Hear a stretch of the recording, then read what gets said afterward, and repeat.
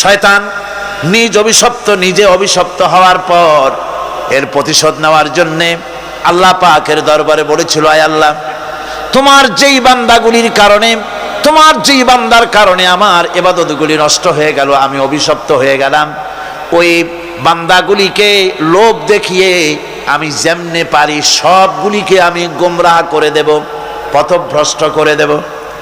আল্লাহ পাকের জবাবে বললেন, ইন্না ইবাদি লাইসা লাকা আলাইহিম সুলতান ইল্লা মান ইত্তাবাকা মিনাল গাওয়িন। আমার বান্দাদের উপরে তোমার কোনো কর্তৃত্ব নাই। আমার বান্দা, আদর করে আল্লাহ পাক বলছেন, আমার বান্দাদের উপরে তোমার কোনো কর্তৃত্ব নাই। তবে হ্যাঁ, যারা তোমার কথা মান্য করবে তারা অবশ্যই গোমরাহ হয়ে যাবে, পথভ্রষ্ট হয়ে যাবে।